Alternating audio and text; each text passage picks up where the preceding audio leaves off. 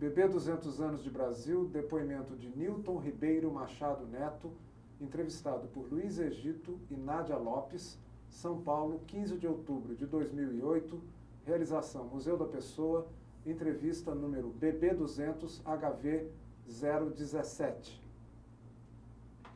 Podemos começar? Boa tarde, Nilton. Obrigado por ter aceito o nosso convite. Queria que você iniciasse dizendo o seu nome completo, o local e a data do seu nascimento. O meu nome é Nilton Ribeiro Machado Neto. Nasci em Fortaleza, no Ceará, no dia 10 de abril de 59. O nome do seu pai e da sua mãe? O meu pai é Francisco Nilber Ribeiro Machado e minha mãe é Maria José Leitão Machado. O que fazia o seu pai? Meu pai é funcionário aposentado do Banco do Brasil também. Minha mãe é diretora de escola aposentada. Seu pai trabalhou sempre no Banco do Brasil? Sempre. Ele chegou a trabalhar logo depois de formado em alguns empreendimentos de colonização lá na margem de São Francisco, lá no Raso da Catarina, mas logo entrou no Banco do Brasil e ficou lá até se aposentar, né? Trabalhou 30 e poucos anos no banco.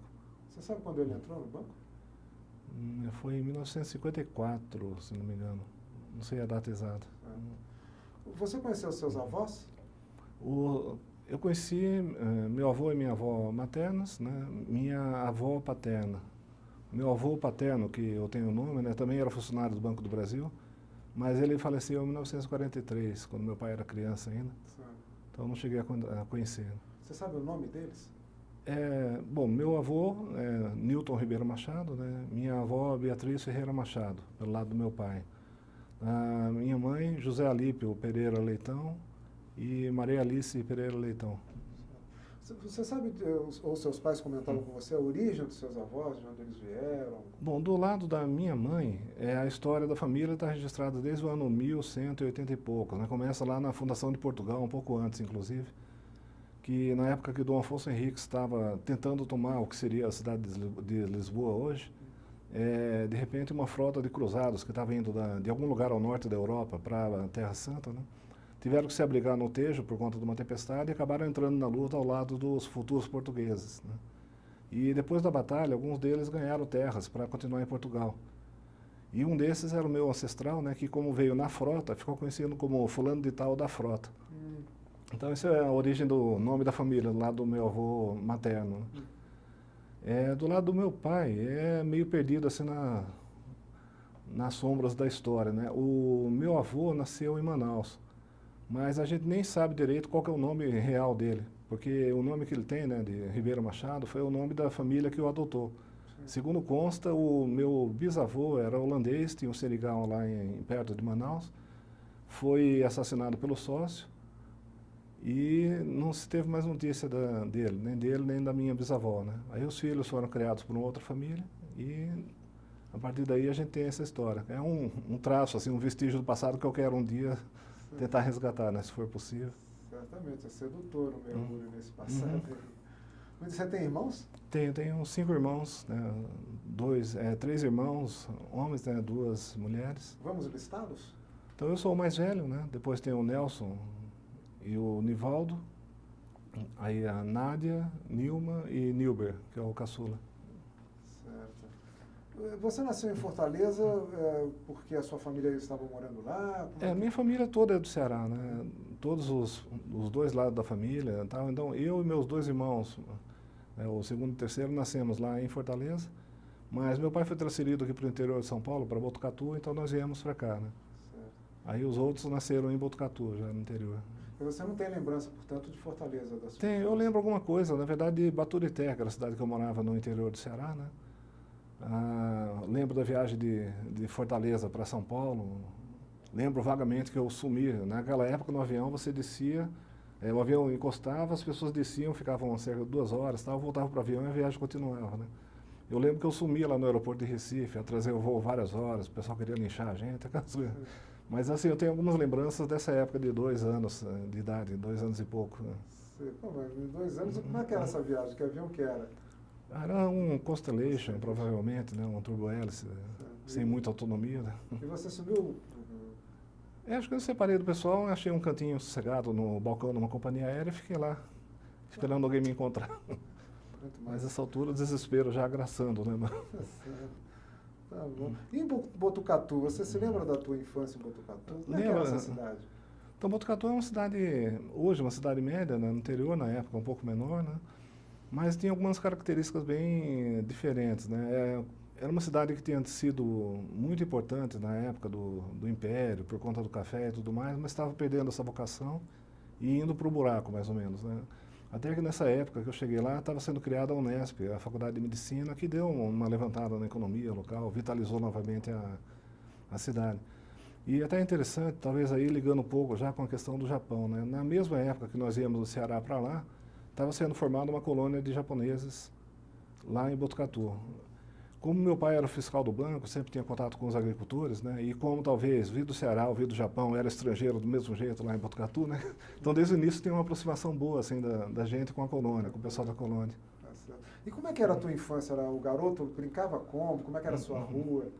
Era bem assim, coisa de interior mesmo, né? Ele passava a maior parte do tempo na rua, tinha um terreno baldio do lado da minha casa, sempre era o terreno de brincadeiras e tudo mais, né? Tô até comentando com minha filha recentemente, né? Quer dizer, com 7 anos de idade, eu ia na banca, que ficava na rua principal da cidade, uns 5, 6 quarteirões de casa, comprar jornal, quer dizer, andava para todo lado, sem essas preocupações, essas paranoias todas que nós temos hoje, né? Com relação à violência e tudo mais. Então era uma infância muito tranquila. Eu gostava de brincar, mas também eu sempre, desde criança, gostava muito de ler, né? Era mais introspectivo, provavelmente, do que de ficar muito tempo brincando, em brincadeiras de turma e tudo mais. Mas foi uma infância bem curtida, bem aproveitada, assim, de interior, né? Uma coisa que, infelizmente, hoje a gente não vê mais por aí. E a sua casa, como é que era? Você é capaz de descrever? Bom, nessa época, desde o início, a gente morava numa casa alugada. Então, uma casa antiga, construída na década de 40, mas bastante espaçosa, né? Não tinha um quintal, mas tinha um terreno do lado, que começava bastante isso, né? Tinha um fogão a lenha, coisa que eu nunca tinha visto no Ceará, mas que aí, no primeiro inverno que a gente passou lá, foi entender como era importante, como era gostoso, né? E numa rua bem tranquila, né? Bem próximo da escola onde eu estudei, a 3 quarteirões da escola, próximo da Rua do Comércio. Era um lugar muito gostoso, até hoje tenho saudade dessa época, né? Depois disso mudamos para outra casa também alugada, até que finalmente meu pai construiu uma casa, que é que nós moramos hoje, né? Uma casa gigantesca, um terreno enorme, com bastante quintal, jardim, planta, cachorro, com tudo que tem direito. Né? Então, em Botucatu. Perfeito. Essas suas leituras, essa tua introspecção, o que você gostava de ler? Qual era o seu caminho aí nessa? Olha, desde o início foi muito variado, né? Acho que logo que eu era criança, provavelmente com 7 anos, 8 anos, segundo minha mãe, eu comecei a ler muito cedo, com 4, 5 anos de idade já li alguma coisa. Mas por essa época eu ganhei o Tesouro da Juventude, uma coleção que acho que vocês devem conhecer, né? Era muito famosa, era assim, uma enciclopédia com assuntos mais variados possíveis, e daí talvez venha um pouco o meu interesse em buscar coisas de forma bem generalista, né? Eu nunca tive, por exemplo, uma disciplina preferida. Tinha algumas que eu não queria nem saber, provavelmente, né? Matemática, biologia, por exemplo, são coisas que eu não me dou muito bem, mas gostava muito de conhecer coisas de outros países, de história, principalmente. A história sempre foi uma área que me atraiu muito. Talvez se eu pudesse voltar hoje no tempo, eu faria história na faculdade, não direito ou administração, como acabei fazendo. Então, eu gostava de conhecer, eu viajava muito, lendo, né? Quer dizer, então, eu ficava horas entretido com um livro, às vezes, porque eu curtia realmente estar lá, conhecendo outras cidades, outros locais, outras histórias de outros tempos no passado. Então, era uma coisa que eu gostava muito de fazer. Tá certo. E a sua escola, a sua primeira escola? Bom, eu fiz o primário um grupo escolar, né, como eu chamava na época, era próximo de casa. Era uma escola bem tradicional, um prédio antiquíssimo, né, do Bugrat, o arquiteto francês que morava no Brasil na época, né? Victor Dubugrat. Até hoje tem vários prédios famosos dele. Aqui em São Paulo mesmo existem alguns. Mas foi uma educação bem tradicional na época, né? Uma escola onde no intervalo passava uma corda no pátio para os meninos brincarem do lado, as meninas do outro, né? Coisas desse tipo. Mas foi, assim, para mim uma base muito interessante, né? Acho que você tinha outro tipo de relação com os professores, sabe? Com a própria escola em si. E tanto essa escola onde eu fiz o primário, como aqui, é exatamente vizinha, né, que é onde eu fiz o ginásio, depois o colegial, eram tidas como as melhores escolas, não só da região, mas talvez de todo o interior de São Paulo. Botucatu tem a fama de ser a cidade dos bons ares, né, que é o que o termo quer dizer exatamente, e também a cidade das boas escolas. Era muito comum o pessoal do Mato Grosso, Goiás, né, mandar os filhos para estudar em Botucatu. E na época essa era a escola mais difícil, tinha vestibular para entrar e tudo mais, né? Então, acho que eu tive boa sorte de pegar talvez os melhores anos da escola pública aqui em São Paulo. Certamente. Vamos dar o nome das duas? Uma é o Grupo Escolar Cardoso de Almeida e outra é a Escola Estadual Cardoso de Almeida. O pessoal não tinha muita imaginação para batizar as escolas, provavelmente, ou então estava com falta de personalidades célebres lá de Botucatu, né? Mas as duas têm homenagem à mesma pessoa, ao mesmo político. E alguma professora assim que tivesse te marcado, que você tenha lembrança forte? Desde a dona Deise, né, que foi a Deise Zuccari, que foi a primeira professora, né? Acho que talvez a que tenha marcado mais, assim, eu lembro depois das outras, mas nenhuma tanto quanto ela, né? Onde eu realmente aprendi a escrever, né? Eu sabia ler, mas não sabia escrever, né? Não sei se isso é o normal ou não, mas pelo menos no meu caso acontecia, né?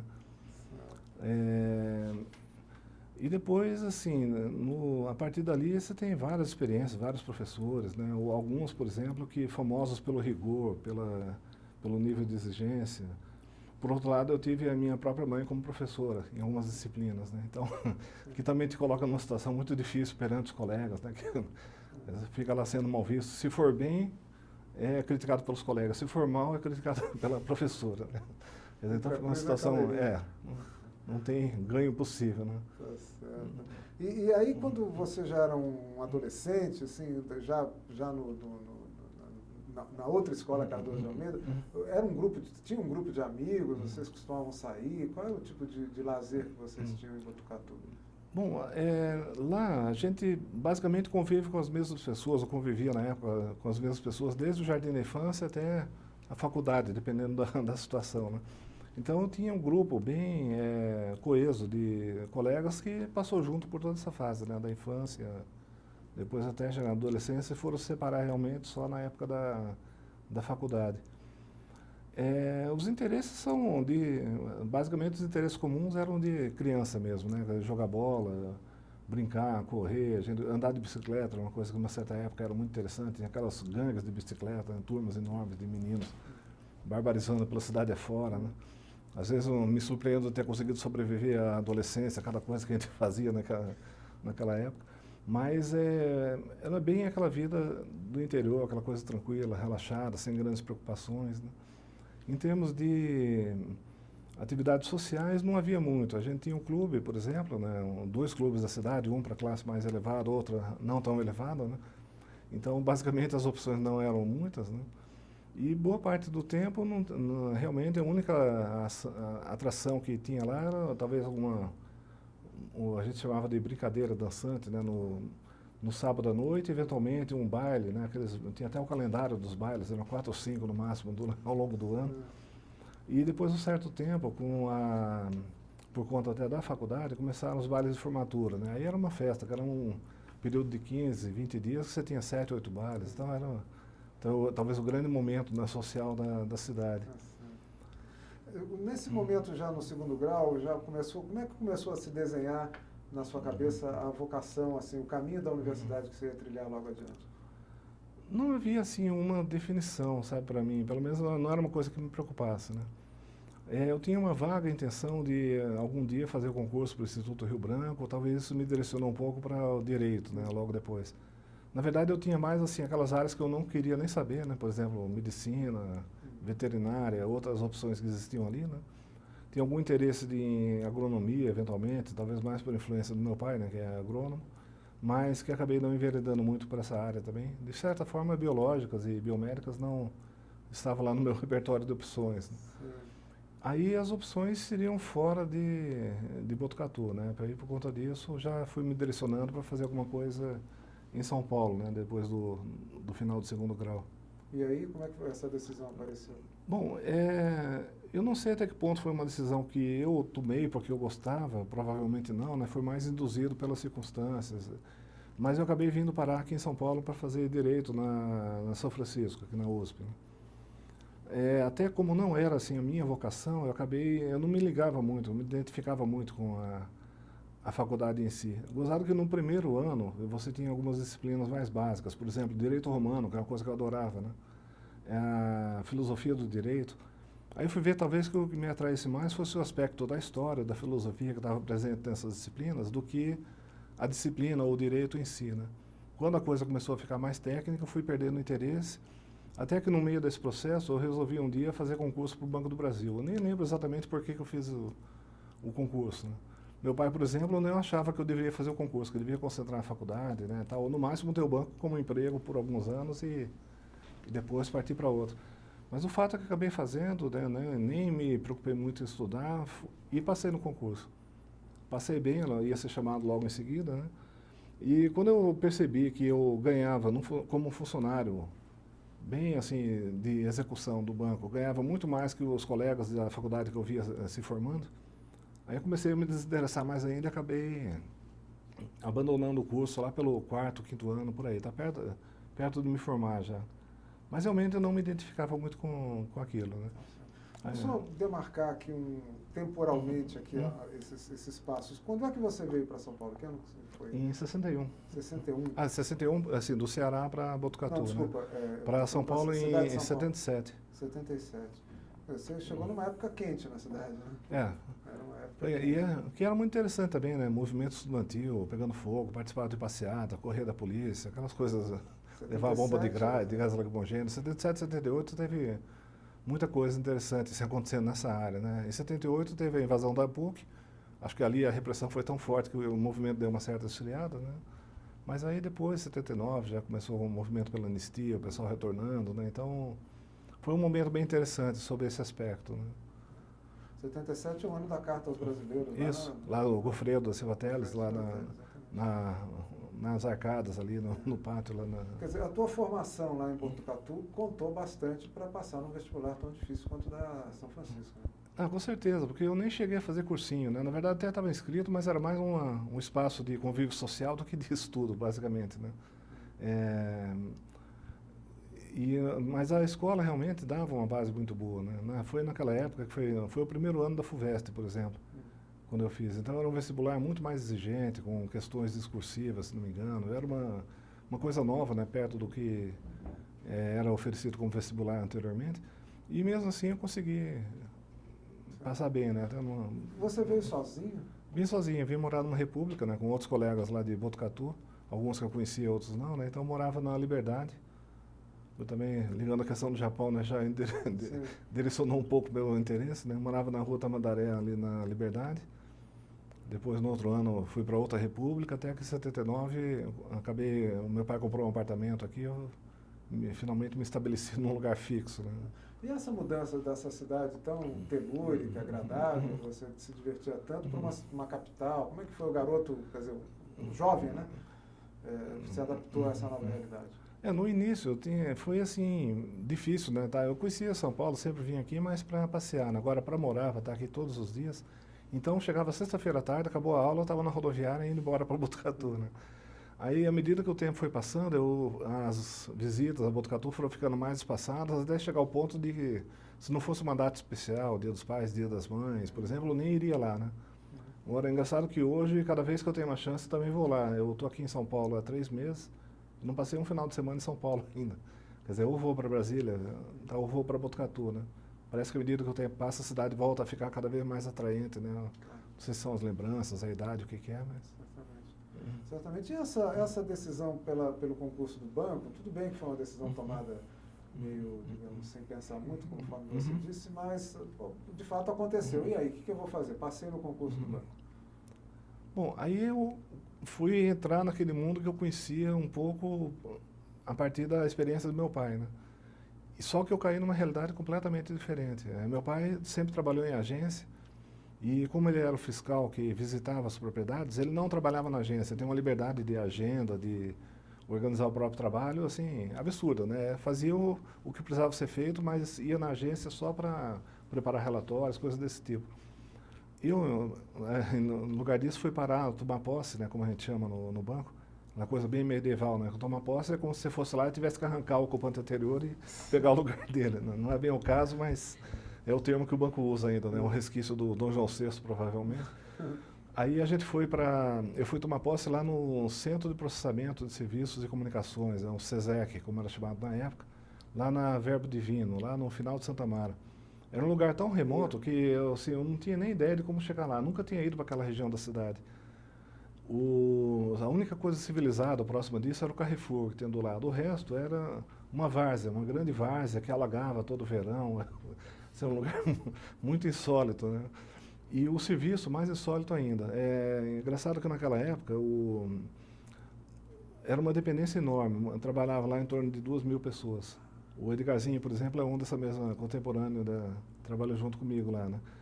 Só que o serviço, o mais engraçado é que pelo processo de recrutamento do banco, eu diria que 90% dos aprovados que estavam tomando posse junto comigo lá, eram egressos da USP, estavam estudando na USP, né? Já se conheciam, tinham um outro nível de vivência, mas tinham que fazer um trabalho extremamente mecânico e desinteressante. Basicamente o que eu fazia era conferir relatórios, né? Então chegava lá o material para ser digitado, alguém digitava, gerava um relatório, eu tinha que conferir se a pessoa digitou certo.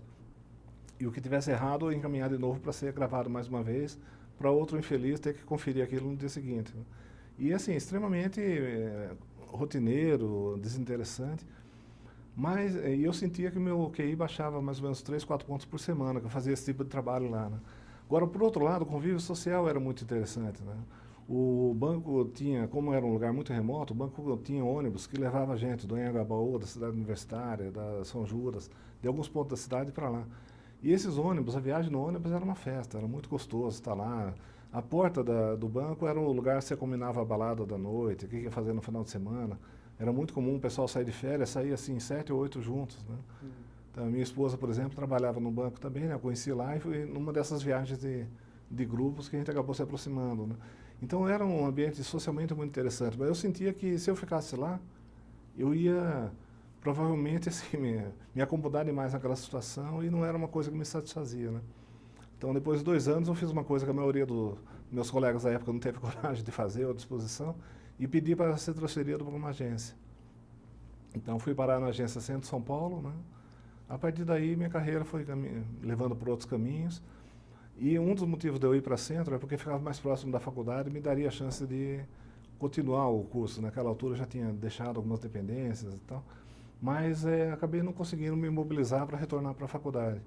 E como eu fui assumindo outras responsabilidades, subindo de cargo dentro do banco, acabei deixando de vez aquele projeto, né? E só fui retomar realmente isso bem recentemente, né? Para terminar de concluir um curso superior. Né?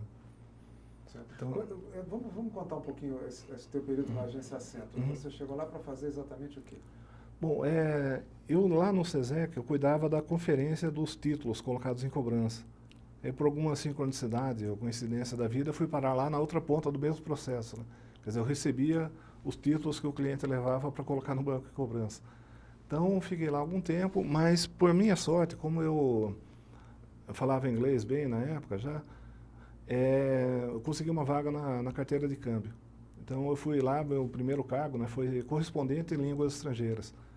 Então, basicamente, eu tinha que escrever, cuidar da correspondência entre o Banco do Brasil e os banqueiros no exterior, né, ligado a cartas de crédito, importação, exportação, ordens de pagamento.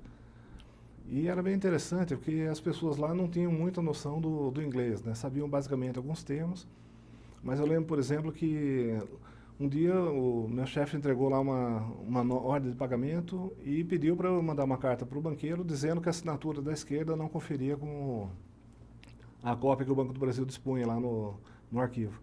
Aí peguei a máquina de escrever, né, coisa arcaica hoje, aquela máquina. Tá? Escrevi uma carta com um texto que eu inventei na hora, tá? E passei para o meu chefe conferir. Né? Falou, não, isso aqui está tudo errado. E eu pensando, né, pô, eu achei que sabia alguma coisa de inglês, que tinha feito o negócio direitinho. Falei, não, você está errado isso aqui. De onde você tirou esse texto? Falei, eu criei, né, eu inventei. Falei, não, você tem que escrever assim. Aí puxou lá da gaveta dele um papel velho, amarelado, tal, com vários textos padrão para cada situação. Então, tinha um texto se era a assinatura da esquerda, outro texto diferente se era a assinatura da direita, um se era a validade, outro se eram os poderes da pessoa que assinou. Então, o pessoal basicamente repetia o mesmo modelo, provavelmente desde a época do Barão de Mauá, e não tinha assim, a capacidade de inovar ou de criar alguma coisa nova, né? Eu fui me meter a besta e fazer um texto da minha cabeça, já comecei vendo que a coisa não era bem por aí, né?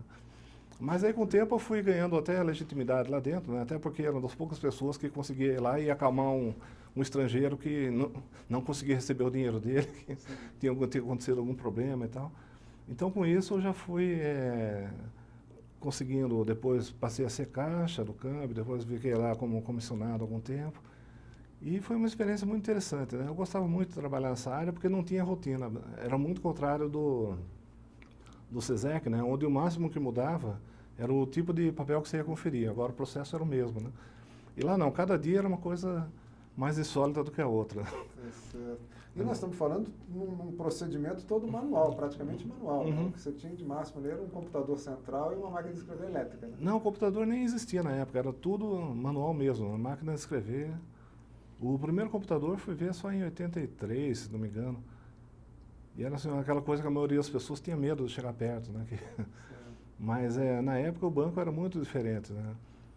Então, aqueles papéis com 18 vias que tinham que ser mandados para o Banco Central, aí tem máquinas pesadíssimas. Se colocasse a mão de alguém lá, provavelmente o tipo da máquina amputaria o dedo de alguém tão forte que precisava bater para poder imprimir em 18 vias, né, ou alguma coisa. Então era um trabalho bem diferente, um banco muito diferente, né? Hoje você conta isso. Minha filha, por exemplo, se encantou com a máquina de escrever do meu pai lá em Botucatu um dia desse, porque era um negócio desse tamanho e juntava computador e impressora. Quer dizer, ela batia e já saía impresso ali, né? Quer dizer, para ela é uma coisa maravilhosa, né? Aquela que ela conhece em 3, 4 módulos era só uma peça de metal desse tamanho. Então é uma situação muito diferente hoje. É verdade. E do câmbio, como é que foi a sua trajetória em diante? Bom, como eu tinha ficado muito tempo no câmbio, eu fiz o concurso para a Caixa, isso tinha na época, né? Oferecia um concurso, você tinha que fazer um concurso para poder concorrer ao cargo de Caixa. Aí, como eu era o último colocado, né, honrosamente, o último colocado dos 43 que tinham sido aprovados, me ofereceram a possibilidade de ficar um tempo na tesouraria para aprender a contar dinheiro. Então aí eu voltei para o mesmo lugar que eu trabalhava antes, que era o SESEC, né, lá na Verbo Divino, mas noutra área, que era a tesouraria, que talvez a minha experiência mais doida em termos de banco, né? Eu trabalhava o dia inteiro dentro de um cofre, literalmente.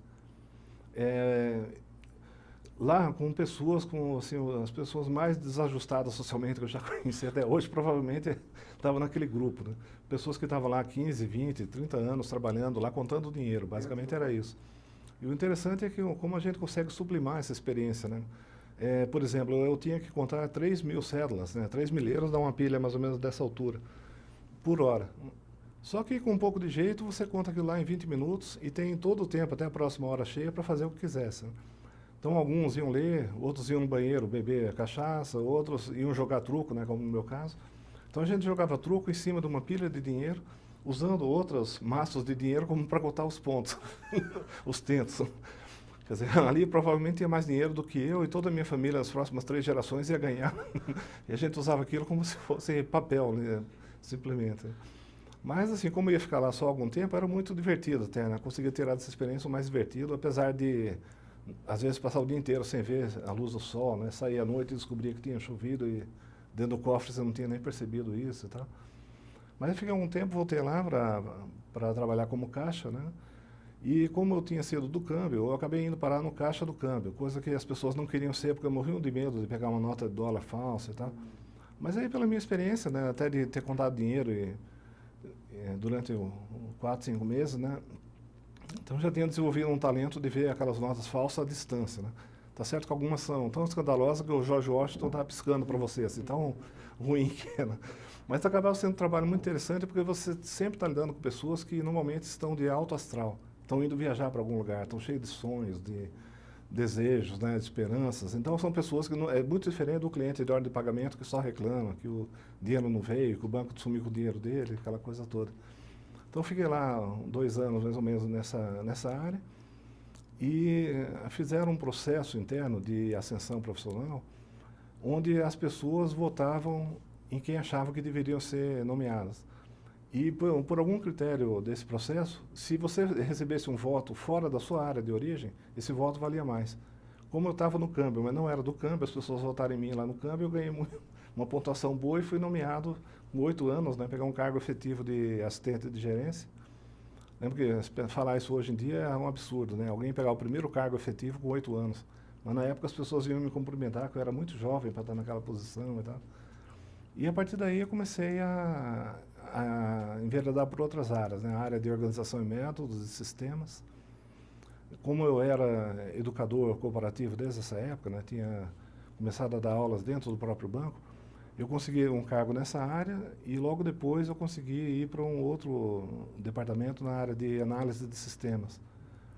Aí fiquei 3 anos, aí por azar essa área de sistemas ficava de novo no prédio da Verbo Divina. Então foi a terceira vez que eu voltei para lá, né? Vai ser uma maldição mesmo.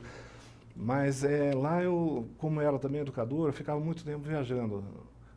Teve um ano, por exemplo, que eu fiquei 8 meses fora de São Paulo e só 4 meses aqui, né?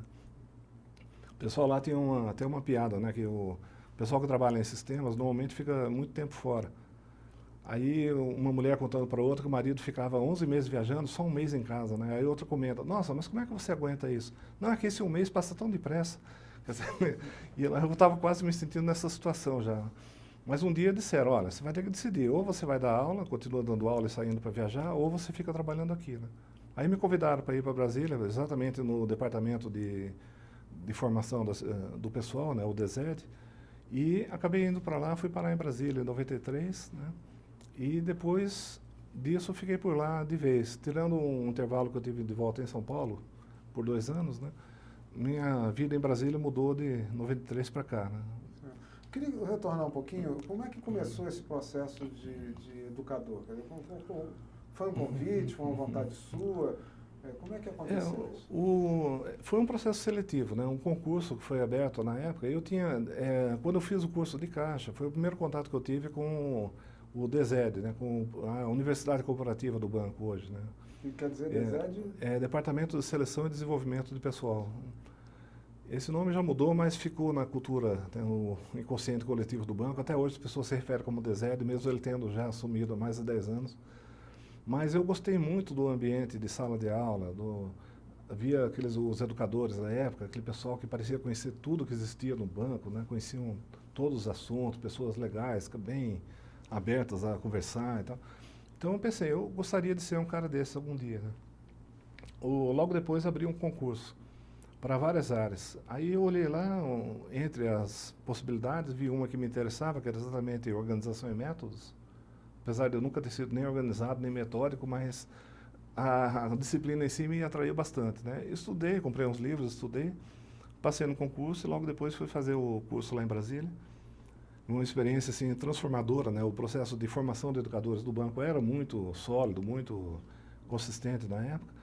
E comecei a atuar, né? E talvez esse tenha sido o melhor passo que eu dei dentro do banco até hoje. Me abriu muitas portas, coisas que eu nem imaginava na época, né? Mas, por exemplo, pelo fato de ser educador, eu consegui ir para a área de OIM. Na área de OIM, eu consegui ir para a área de sistemas. Como estava na área de sistemas e era educador, fui convidado para Brasília para desenvolver os cursos da área de sistema. Acabei ficando por lá. E assim por diante, né? Parece que isso aí foi o pontapé inicial para várias coisas que aconteceram na minha carreira, só pela decisão de ter algum dia querido me tornar educador, né, dentro do banco. E como é que foram esses primeiros programas que você concebeu lá na área de OIM em Brasília? Olha, o primeiro processo que eu peguei lá foi exatamente a formação de analistas. O banco estava ampliando o quadro de analistas de sistemas, então eu caí exatamente nessa área, como já tinha experiência antes, né? Então eu montei o curso de COBOL, Introdução ao Processamento de Dados, o próprio curso de Organização e Métodos, os cursos de Modelo Organizacional, fiz assim uns 5 ou 6 cursos, todos ligados a essa área. Foi muito interessante para mim, porque cada curso era um novo grupo, com pessoas dos lugares mais diferentes do país, e você ficava 3 semanas junto com as pessoas montando o curso, e depois mais 2 ou 3 semanas formando os educadores. Então, até hoje, eu sou uma pessoa talvez muito conhecida no banco por conta desse período. Sim. Quer dizer, pessoas que eu nem lembro, porque eu cheguei a ficar lá 5 semanas, cada semana era uma turma diferente, né? Então, você tem contato com 100, 200 pessoas naquele período e, para vocês, uma pessoa em particular não te marca tanto, mas todos são marcados por você. Então, volta e meia encontro com alguém que me vem cumprimentando muito efusivamente, eu nem lembro de onde que eu conheço aquela pessoa, lembro vagamente que já tive com ela em algum lugar. Mas é uma experiência muito gratificante, né? Você fazer uma diferença na vida das pessoas, né? E a atuação como educador te propicia bastante isso. E você ficava mais centrado em Brasília ou também saía para... Não, saía muito, eu viajava bastante, porque o DZED na época tinha acho que em 20 cidades, se não me engano. Então a gente viajava muito para atuar nesses locais, né? Alguns ninguém queria ir para esses locais, então normalmente ia. Você acabava indo parar às vezes em Campo Grande, em Goiás, em Goiânia, algumas cidades que não eram lá tão atraentes. Mas às vezes, de repente, ia lá para Salvador, para Fortaleza, então acabava sendo uma coisa muito interessante, né? E cada lugar é um lugar diferente, é outra cultura, outro tipo de demanda das pessoas, né? E o trabalho também é um trabalho sedutor, né? Um trabalho de criar conhecimento, não de transmitir, mas de criar conhecimento junto, né? A abordagem didática do banco, né? A abordagem pedagógica do banco é bastante construtivista. Então você não chega lá no papel de alguém que vai passar um conhecimento para alguém, você vai propiciar às pessoas uma experiência educativa, né? Jogar desafios de forma que eles construam conhecimento junto com você. Então é uma abordagem muito interessante e principalmente porque cada grupo é um grupo, né? Você tem, por exemplo, algumas situações que numa determinada turma aquele recurso funciona muito bem, na outra não, aí você tem que se virar para tentar encontrar outra forma de mobilizar as pessoas e tal. Então isso exige bastante da gente, né? Mas é, por outro lado, muito gratificante. Tem uma experiência assim dessa fase da sua carreira que tivesse ficado marcado muito fortemente na sua memória? Nessa fase de educador, assim, nesse contato com as pessoas? Eu fico muito, assim, gratificado ainda hoje de encontrar com alguém que vai me contar de decisões que tomou, por exemplo, no curso lá atrás. O quanto alguma coisa que eu falei abriu os olhos daquela pessoa para uma nova possibilidade, uma nova realidade. Não aconteceu comigo, aconteceu com um colega, né? Mas que no meio do curso uma participante chegou, olha, aquilo lá que você falou me mobilizou tanto que eu tomei uma decisão. Quando voltar para a agência, vou pedir demissão do banco e vou plantar verdura, não sei aonde.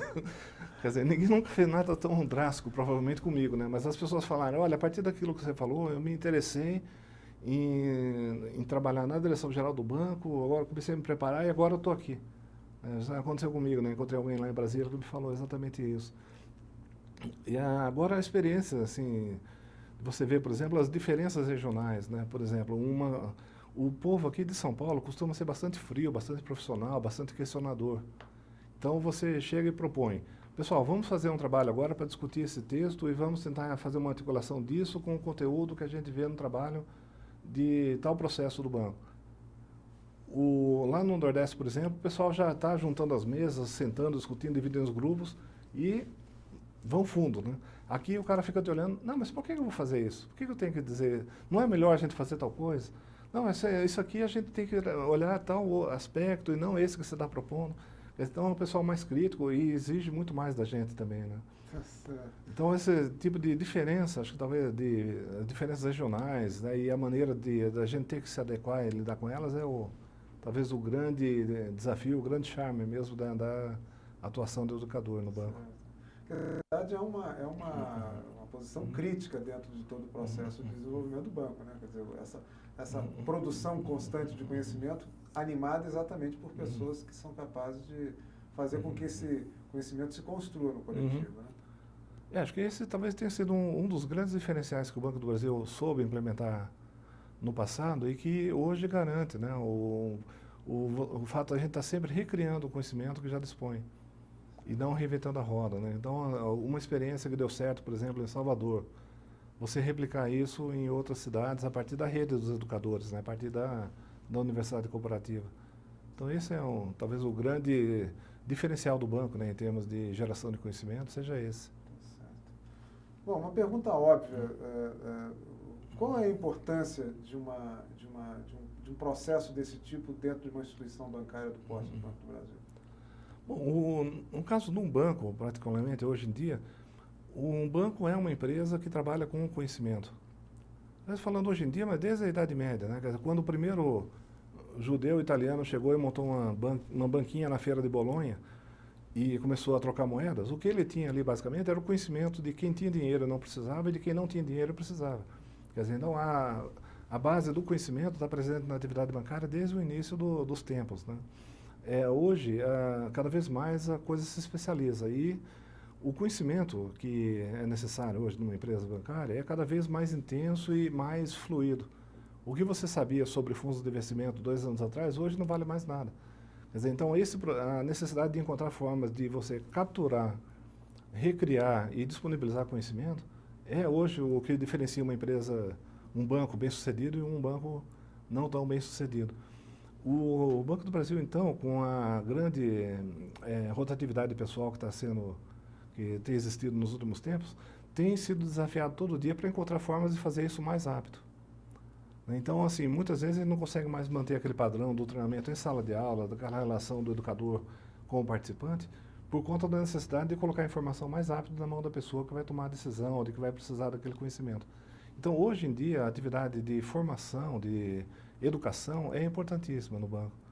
Nós não temos universidades que preparem bancários. As pessoas entram no Banco do Brasil com as formações mais variadas possíveis.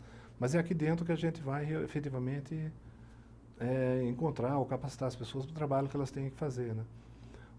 Só que eu sinto que nós temos perdido ultimamente é a capacidade de fazer isso aí de uma forma mais clara, mais calma, mais humana até. Hoje as coisas se tornaram muito mais massificadas, né? Treinamento via internet, treinamento online, à distância. Quando antigamente, né, só para ter uma ideia, eu fui encerrar um curso que o banco tinha contratado, né, acho que era um curso novo, em Curitiba uma vez. Aí a gente chega lá, fala um pouco, né, de como foi a importância do curso para a gente e tal, e eu perguntei pro pessoal, aí, o que vocês acharam desse curso? Aí aquelas respostas padrão, não, gostei, foi muito bom, rolou a maior energia e tal. Aí um participante falou, olha, eu gostei muito do curso, mas o que eu mais gostei foi do intervalo. Aí eu fiquei pensando, cá entre mim, né, se eu levava a sério o que o cara estava falando, se ele estava brincando, mas depois eu fui conversando com ele, eu fui entender, né. O curso em si passava um determinado conteúdo fechado. Mas onde ele aprendeu mesmo, o pulo do gato, o que funciona, o que não funciona naquele produto novo que o banco está querendo lançar, como é que eu tenho que abordar o cliente e tudo mais, ele não aprendeu na sala de aula só. Ele aprendeu no cafezinho, conversando com um colega da agência que já tinha vendido aquele produto antes e não deu certo, ou então um cara que fez uma coisa diferente, que não está no manual, mas que funcionou legal. Então esse conhecimento tácito, como a gente chama, né? É diferente do conhecimento explícito, que é aquilo que está formalizado, que está no manual e tudo mais. Esse é o grande desafio nosso, como tornar explícito o conhecimento tácito que está na cabeça das pessoas e que toda hora está mudando, toda hora está sendo criado e recriado. Então esse para nós acho que é o grande diferencial, né? Uma coisa que o educador faz muito intuitivamente, né? Que percebe que não, esse é o momento de eu contar uma piada, não, esse é o momento de eu jogar um exemplo mais concreto.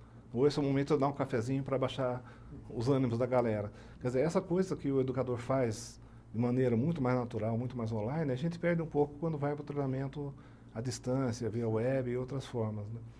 Então, é uma decorrência dos tempos, mas a gente poderia sempre tentar buscar um equilíbrio dessas duas vertentes. Acho que aí realmente a gente teria uma capacitação, uma educação, né, mais à altura da demanda.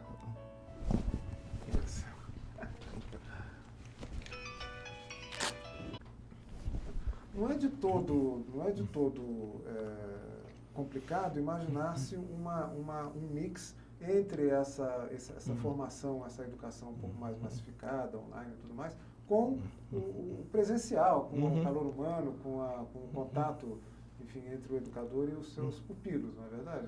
Mesmo que a gente tem encontrado algumas soluções, né? Por exemplo, a tutoria. É uma forma de você ter, mesmo à distância, a presença de uma pessoa que vai orientar individualmente cada um dos alunos, responder a dúvidas, né, dar um encaminhamento para alguma questão que ele apresente. Outra forma é a mentoria, que seria dentro do ambiente de trabalho você ter alguém que possa ser uma referência para os demais ali.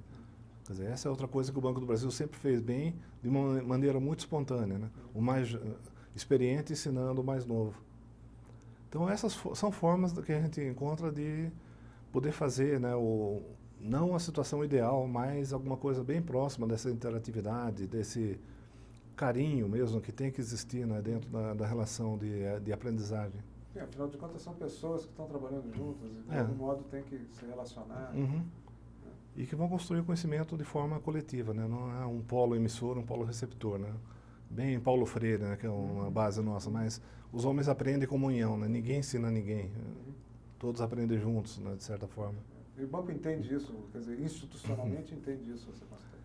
Entendi. Acho que isso hoje já está no DNA do banco, de certa forma, né? Depois de 40 e poucos anos de educação corporativa, acho que a gente conseguiu já passar essa concepção, esse entendimento para todo mundo. Consolidar essa cultura, Uhum. digamos assim. É. Sempre tem assim, a pressão da meta, do dia a dia, né? Da correria que acaba atropelando um pouco isso. Mas hoje tem toda uma geração que foi criada já com essa concepção. Então, isso facilita bastante já o processo educativo nos vários níveis, né?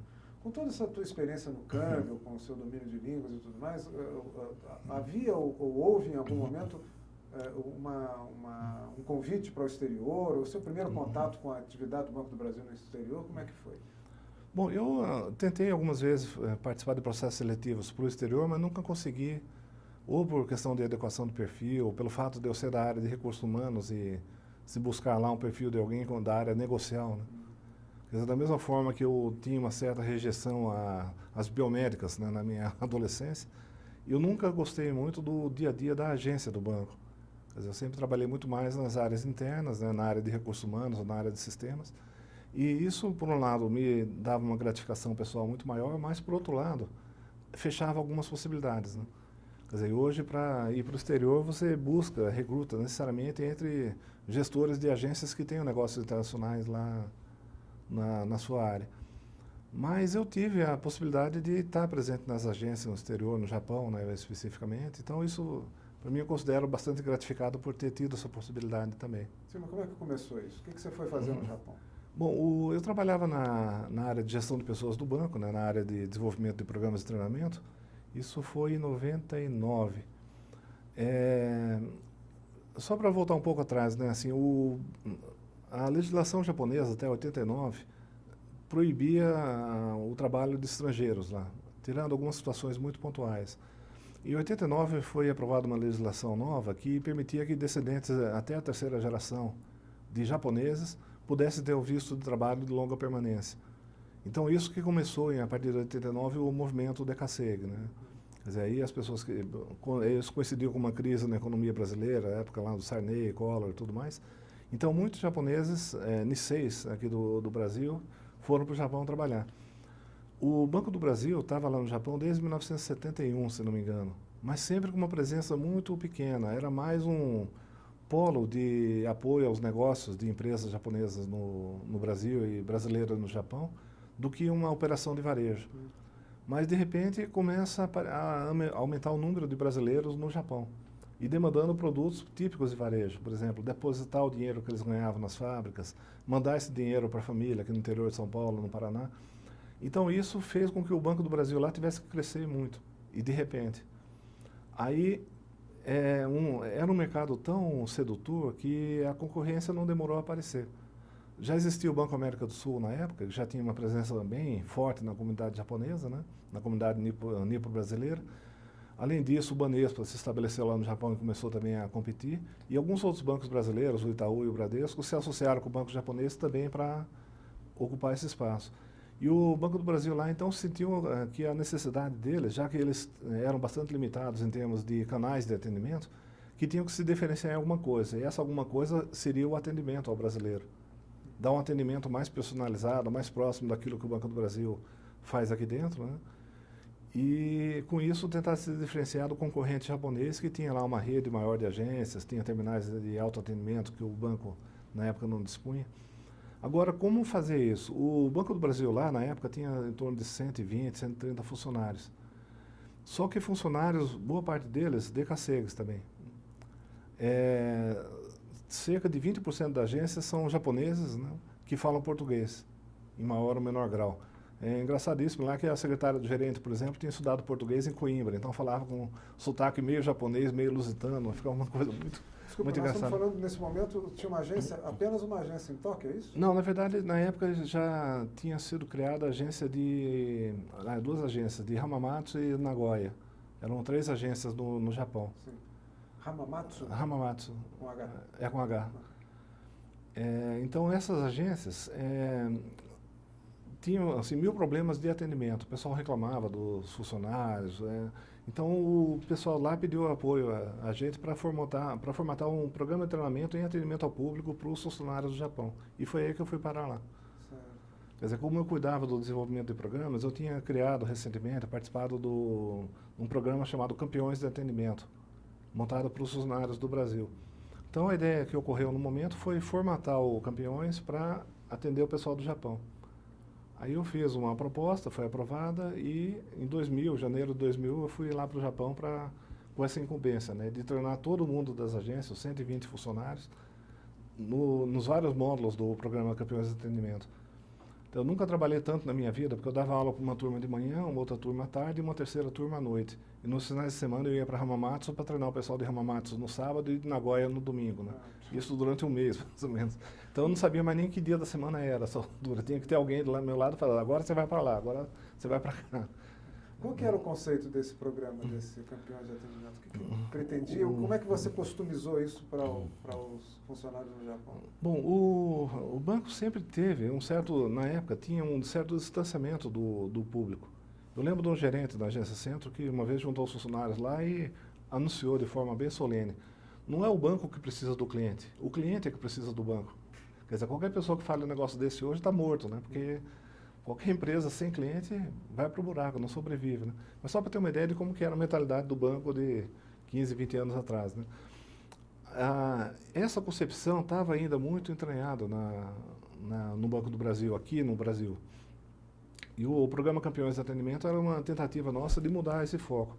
Então ele falava de ferramentas de marketing, por exemplo, de como que eu enxergo o meu cliente, como é que eu segmento o meu cliente, as diferentes formas de abordagem, como perceber a necessidade. Era um curso muito básico de marketing. Mas também tinha assim, outros módulos voltados para o atendimento telefônico, desde coisas básicas, tipo criar um script padrão. Não deixar que numa agência, por exemplo, alguém atenda, Banco do Brasil, boa tarde, que posso ajudá-lo? E outro atenda dizendo, alô? Quer dizer, essas diferenças eram muito comuns aqui no banco, né? Então era um programa bem interessante que foi dado como a gente chama de varredura, né? Um treinamento que passe por todo mundo, indistintamente. Todo mundo participou daquele curso no período de 1 ou 2 anos. E lá no Japão a ideia foi adaptá-lo, né, para aquilo lá, para a mesma realidade. Aí que foi o meu trabalho maior, né? Quer dizer, muita coisa é feita presumindo a cultura do Banco do Brasil, que existe desde 1808 e tal. Então, muita coisa que a gente toma por batido, o pessoal lá no Japão não tem a menor ideia do que seja, né? Por exemplo? As siglas. A gente adora siglas, né? Nós somos fanáticos por sigla. Qualquer coisa a gente consegue reduzir a 5 letras. Agora, eu chego lá e falo, por exemplo, a ADNIC. Quer dizer, nem tem ideia do que seja isso. Para quem está aqui no banco, a ADNIC fazia sentido. É uma área da diretoria de câmbio, por exemplo. Então, DZED mesmo, né? Para nós, DZED é tão natural, sabe? Todo mundo sabe do que se trata. Mas lá, eles não eram funcionários do banco como nós aqui. Eles são decassegas que foram contratados por alguma experiência com bancos. Alguns até já tinham sido funcionários do banco aqui no Brasil, né? Do Banespa, do Itaú, muitas vezes. Então, mas não tinham essa cultura comum que alicerça o Banco do Brasil ainda hoje aqui no Brasil. Então eu tive que, mais ou menos, substituir todas essas referências que eram muito peculiares à nossa cultura por referências que fizessem sentido. Exemplos neutros, por exemplo, que desse algum tipo de ligação com a realidade deles lá, né? Outra coisa, a gente aqui adora usar nos cursos atividades em grupo. Então eu coloco lá no script, né? Vamos dividir a turma em 5 grupos, cada grupo vai escolher um relator, e esse relator vai apresentar o trabalho do grupo para os demais. Já o DKSEG, o japonês de modo geral, é muito tímido. Se você coloca uma atividade que expõe a pessoa individualmente, a tendência é ela se retrair.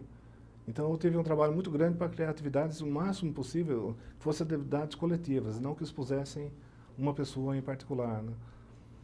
A questão da padronização, por exemplo, né, de cada um atender o telefone da mesma forma, isso aí eu precisava fazer com que ele se colocasse no lugar do cliente.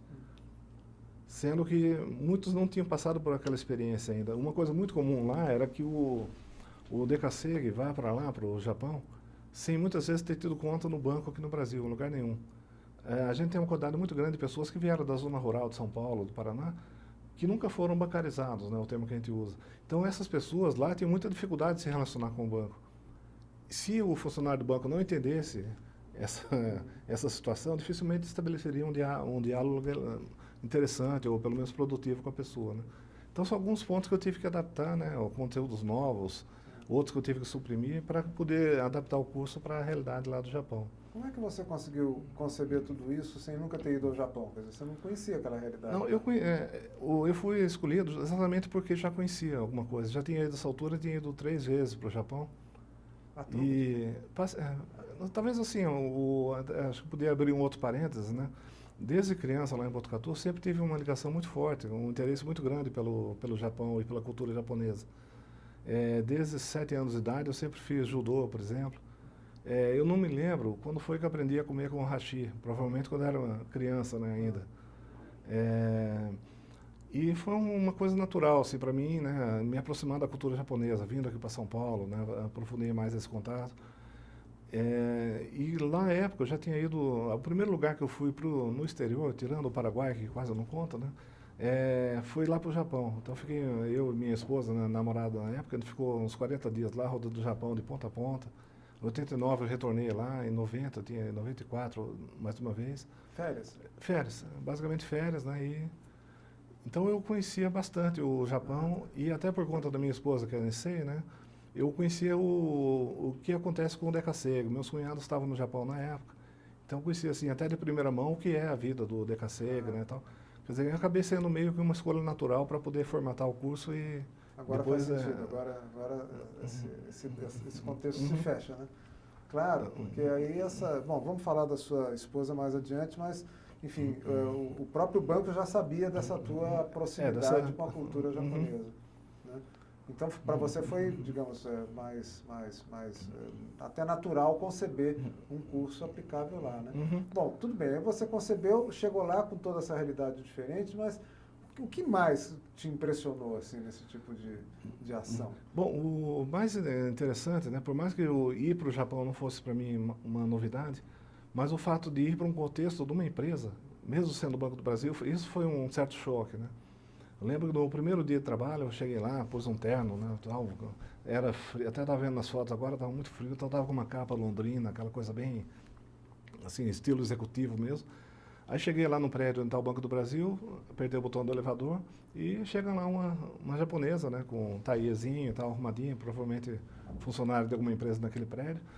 Aí o elevador chegou, abriu a porta e eu, latino, cavaleiro, etc., fiquei esperando que ela entrasse. Ela, japonesa, ficou esperando que o homem entrasse primeiro, o elevador fechou as portas, foi embora e deixou os dois com cara de tacho ali, sem saber o que fazer, né? Então, assim, já no primeiro momento já foi um certo choque para mim, né? Tipo, eu estou num mundo diferente.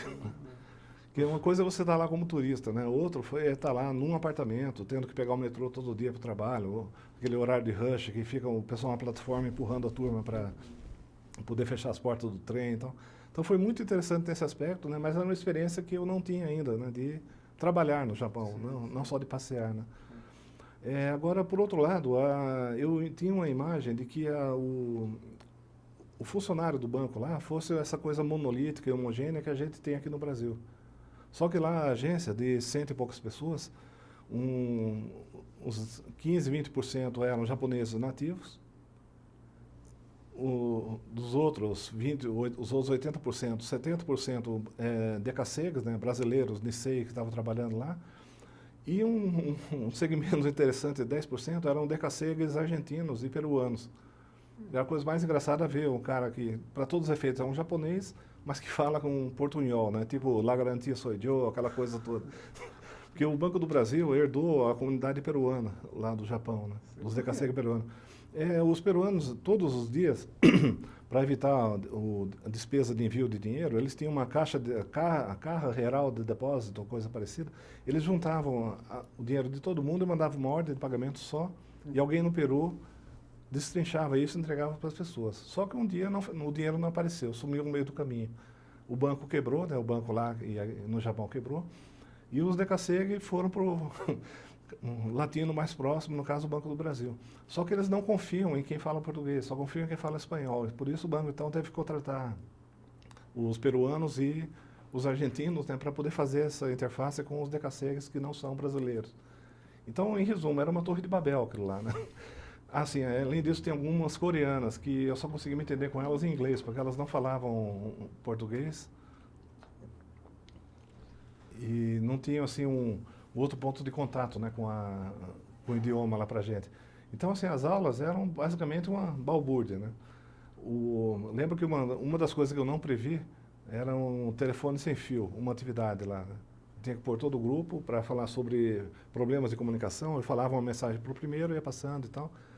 Aí, depois que eu comecei a atividade, que eu fui ver que tinha pessoas que não conseguiam entender o que o anterior falava por questões de idioma. Então, chegava lá a mensagem, eu falava em português para o primeiro, passava em português para o segundo, passava em português para o terceiro, que tinha que traduzir para o japonês para o quarto, que ia depois ter que traduzir para o português, sabendo mal o português, para o próximo que falava espanhol. Quando batesse na menina coreana, a coisa ia azedar de vez e chegava uma coisa completamente diferente na outra ponta. Então, assim, eu comecei a ver que eu tinha que isolar os diferentes, no caso, né, os que não falavam português nessa hora dessa atividade, senão cada um ia ser pior do que a outra, né? Então, são algumas situações que eu vi lá na prática que acabavam acontecendo. Babel é pinto. Babel é pouco. Foi pouco ali perto do que existia lá. Agora, por outro lado, né, eu tinha assim, essa experiência, já na época eu já tinha 12, 14 anos de atuação como educador aqui no Brasil, né? Mas eu nunca vi o pessoal tão motivado para a sala de aula quanto aquele pessoal lá no Japão. Primeiro que o professor lá, qualquer professor, tem um status diferenciado. Quer dizer, há um respeito na cultura, isso, independente do cara ter vindo da Argentina, do Peru, do Brasil, ou ter nascido lá, isso está entranhado na cultura do japonês, né? O respeito ao professor, o respeito ao mais velho. E lá eu, assim, era tratado feito um rei, né? Isso eu sinto muita saudade desse período por conta disso, né? Eu nunca tive alunos tão interessados, tão participativos, tão motivados, quanto o pessoal lá, mesmo tendo muitas vezes dificuldade de entender. Por exemplo, eu levei um vídeo do Marins, né, que é um palestrante de marketing.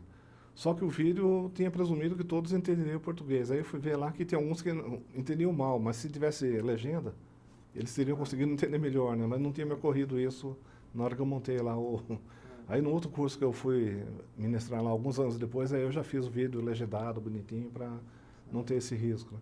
Mas, de modo geral, assim, a percepção maior que eu tenho é da importância que eles davam ao conhecimento e do reconhecimento que eles tinham pelo fato de, finalmente, o Banco do Brasil ter se preocupado com eles a ponto de mandar alguém do outro lado do mundo para dar um curso lá, né? Quer dizer, a gente tende a ver o funcionário no exterior como alguém que não é do banco. Mas ele se sente muito do banco, né? Eu encontrei lá, por exemplo, um senhor que depois, o Iwata-san, ele depois se aposentou. Ele tinha 30 e poucos anos de banco na época. Quer dizer, vou eu dizer que ele não é do Banco do Brasil, ele é muito mais Banco do Brasil do que eu, né?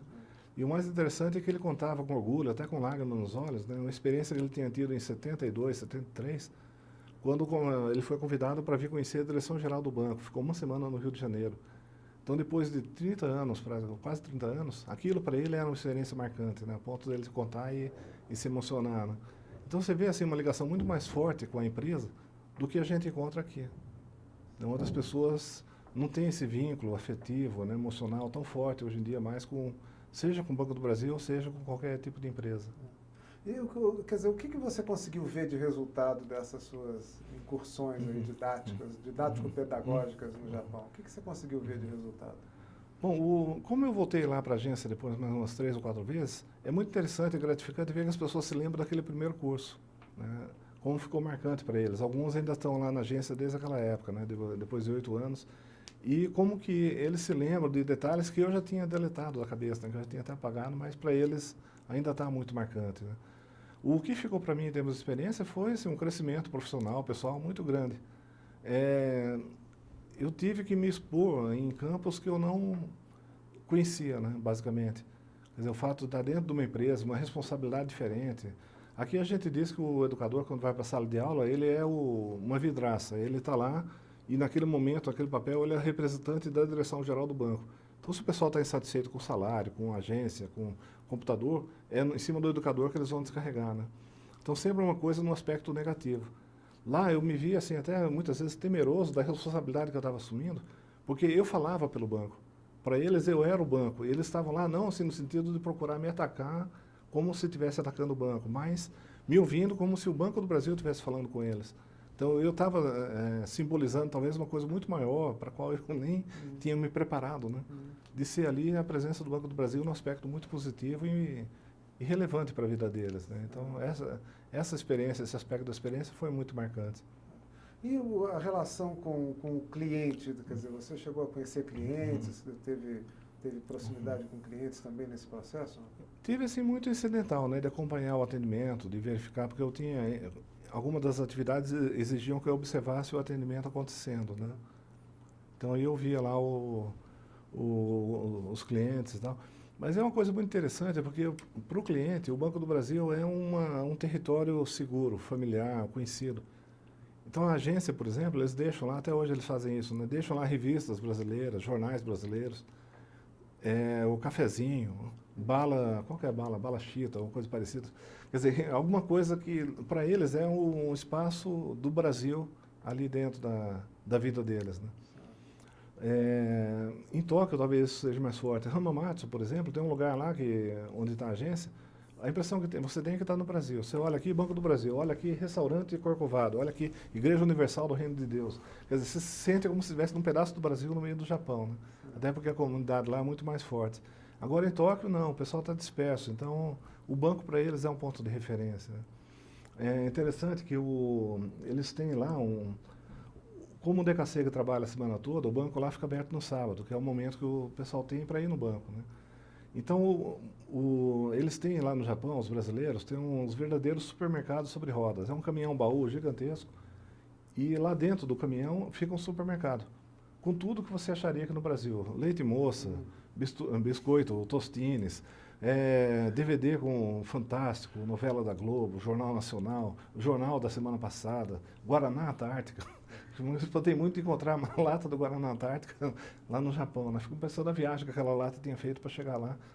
Mas esse supermercado, eles param esse caminhão na frente da agência do banco e o pessoal está lá fazendo lá os envio de ordem de pagamento, vendo o saldo da conta e aproveita, passa lá, compra alguma coisa.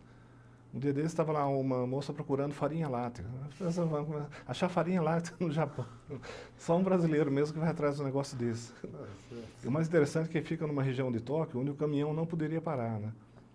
Só que lá o processo de multa é diferente daqui. Assim, eles têm um policial que sai andando, aliás, dois policiais que vão andando de carro, e quando eles encontram um veículo em situação de infração, eles têm uma vara comprida com um giz na ponta. Eles fazem um traço no pneu do carro e emendando no asfalto. Mas não são eles que multam. Quem multa é um policial que está andando a pé. Então ele vai andando, quando ele encontra uma marca daquela, a marca do pneu coincidindo com a marca do asfalto, ele vai lá e multa o carro. Lógico que precisava ter um brasileiro para pensar que, então, se ele vai fazer isso, é só separar as duas marcas, né? Então, sempre que o caminhão é marcado, eles dão uma volta no quarteirão e param no lugar alguns milímetros diferente do que estava antes. Aí o policial a pé não pode mais multar o caminhão. E o caminhão continua lá. Até hoje, pelo que me consta, todo sábado de manhã está lá na porta do banco. Quer dizer, a clientela é basicamente Decaseg. Basicamente Decaseg. Assim, alguns jogadores de futebol, lutadores de vale tudo, cantores, mas basicamente são os Decaseg. Os serviços mais oferecidos, remessa de numerário? Basicamente a remessa a ordem de pagamento, né, e a poupança. Eventualmente cartão de crédito e tal. Aliás, esse é um problema que o banco enfrenta hoje, né? Por muito tempo, o sonho do Decaseg foi ir para o Japão, trabalhar feito um doido, fazer o máximo de hora extra possível, juntar dinheiro, voltar para cá e comprar um negócio, comprar um apartamento. Só que eu vejo isso nos meus sobrinhos, por exemplo, né? Eles vão, ficam um tempo lá com essa intenção, voltam aqui para o Brasil, aí não conseguem arrumar um emprego que pague nada perto do que eles tinham lá, não se animam a investir numa loja, por exemplo, um negócio próprio, por conta da insegurança, da incerteza econômica, e acabam voltando para o Japão. Muitos eu via lá acontecendo exatamente isso. Aí o que acontece? A pessoa começa a desinvestir. Tira o dinheiro do banco porque resolve ficar lá, então compra uma casa, compra um carro, coloca os filhos na escola. E aí o Banco do Brasil não tinha produtos para esse pessoal, quer dizer, não tinha financiamento imobiliário, financiamento de carro, cartão de crédito, rede de autoatendimento para poder servir o pessoal todo. Então esse é um dilema que o banco enfrenta lá hoje, né? Quer dizer, para conseguir manter a clientela Decaseg, ele vai ter que ampliar o leque de produtos e serviços, além daqueles tradicionais, que é o ganha-pão que existia antes, né, que era a ordem de pagamento e a poupança. Essa poupança é regulada pela legislação brasileira? Não, é japonesa. E é bem draconiano, eles são super fiscalizados, né? A auditoria lá o tempo todo, muito rigoroso o sistema financeiro lá. A presença do banco no Japão hoje ainda está nessas 3 agências? Ou Não, ampliou muito. Hoje a agência tem mais de 250 funcionários, se não me engano, e já são 8 agências. 8 agências. Uhum. Sem falar que tem um serviço volante, né, que é uma coisa muito interessante, assim, que as pessoas, onde tem encontro de brasileiros, o Banco do Brasil está lá. Então, você tem uma final de campeonato de futebol de salão, lá no norte do Japão, em Sendai, lá no nordeste do Japão, vai ter lá 2 caras do Banco do Brasil com um kimono característico, né, que eles usam. Tá um balcãozinho, formulário para quem quiser abrir conta, quem quiser mandar remessa para o Brasil. Então, o Banco do Brasil vai atrás do brasileiro onde ele estiver, né? Além da rede de agências, tem mais os plantões, como eles chamam, né, que se mobilizam e circulam pelo Japão todo. Você tem ideia do conjunto da presença do banco no exterior? Em quantos países ele está? Está hoje em 15 ou 16 países, se não me engano. O banco ele já esteve muito mais presente, né? Nós tínhamos assim, 7 ou 8 agências na África, por exemplo. Só que houve um processo de concentração e hoje o banco tem alguns focos bem definidos de atuação, né? Aqui na América Latina, agora houve a criação do Banco de Varejo nos Estados Unidos e na Europa. A Ásia, basicamente, o foco do banco está no Japão. Ainda não tem uma presença muito forte na China, por exemplo, ou Coreia, outros mercados emergentes. Mas, quer dizer, afora esse atendimento mais específico aos DKSEG, há também um banco de atacado ali nesse... Quer dizer, basicamente, a função do banco, com exceção do Japão, Portugal, Londres e na Inglaterra e nos Estados Unidos, que tem uma presença de varejo muito forte, o papel do banco é apoiar os negócios brasileiros no exterior. Então, é essencialmente o banco de atacado. É uma empresa brasileira que tem que colocar títulos no exterior, faz isso por intermédio do Banco do Brasil, para captar recursos. Ou então, o apoio às exportações e importações brasileiras também é feito através do Banco do Brasil. No Japão, há alguma estratégia ou alguma intenção em conquistar outros clientes que não apenas aqueles identificados com a colônia? Existe uma intenção. É difícil de materializar essa intenção por conta de questões culturais, eu diria. Por exemplo, o segmento private no Japão, basicamente está destinado aos jogadores de futebol. Tem vários, né, no Japão, né, o pessoal do Vale Tudo, luta livre, jiu-jitsu e tal. Artistas, né, mas é muito difícil penetrar no mercado japonês, propriamente dito. Por exemplo, uma é a questão de idioma. Para atender um japonês, eles têm uma regra não escrita lá, que só um japonês nativo que atende outro japonês nativo. O DKSEG não. Porque tem algumas nuances no idioma, na forma de tratamento e tudo mais, que um DKSEG não saberia. A única exceção, a pessoa que melhor fala japonês na agência é uma brasileira daqui de São Paulo, a Martine. Só que ela foi adotada por uma família japonesa aqui no Brasil e morou no Japão desde criança. Então ela é assim, mais japonesa do que qualquer outro japonês lá, né? Então ela é a única que atende os japoneses, os clientes japoneses. Mas há uma dificuldade muito grande, porque a competição no mercado japonês é muito forte. E o banco tem um leque limitado de produtos. Então, os clientes que nós temos, por exemplo, nesse segmento private, que não são brasileiros, são sócios de empresas exportadoras, tradings, né, que têm negócios com o Brasil. Senão, eles não teriam nenhum interesse em buscar o Banco do Brasil, em vez de pegar o Mitsubishi, por exemplo. Perfeito. Mas, de todo modo, o mercado DKSEG é um mercado de bom tamanho. É um mercado muito bom que sustenta boa parte do resultado do Banco do Brasil no exterior. São 300 mil pessoas, com uma quantidade, uma poupança enorme, né? Quer dizer, apesar dessa mudança no perfil do consumo, boa parte deles ainda está poupando, basicamente. Então, nós temos valores, assim, coisa de $1 bilhão de dólares, né, em poupança encarteirada hoje no Japão, que é um patrimônio que lastreia boa parte dos nossos papéis no exterior e tudo mais. Perfeito. O nível de remessas, você tem ideia do volume, da dimensão desse volume? Não, eu não sei assim, atualmente quanto que estaria. Eu sei que o valor do saldo fica em torno de $1 bilhão, mas quanto que é mandado para cá... Quer dizer, na verdade, é quase que uma âncora cultural, né, que o banco acaba representando para esse pessoal que, de outra forma, estaria se relacionando com um banco absolutamente estranho. Mas que tem, por exemplo, a proximidade com o Banco do Brasil, a possibilidade de ser atendido em português, porque, por incrível que pareça, o DKSEG não fala japonês, na maior parte das vezes. Como é da terceira geração, segunda, terceira geração, ele não tem familiaridade com o Japão nem com o idioma. Então, para eles, o Banco do Brasil é um porto seguro. Quer dizer, é um lugar que ele vai ser atendido em português, que vai ter o mesmo padrão, né, o próximo daquilo que eu já encontrava aqui no Brasil. Então, para eles, o fato de ter que entrar no banco japonês e fazer uma abertura de contas, por exemplo, pode parecer um pesadelo, né? Já no Banco do Brasil acaba sendo uma coisa muito simples. Claro, claro. Isso é uma coisa que um pouco aproxima, quer dizer, dá uma certa segurança ao migrante, né? Ao imigrante. É.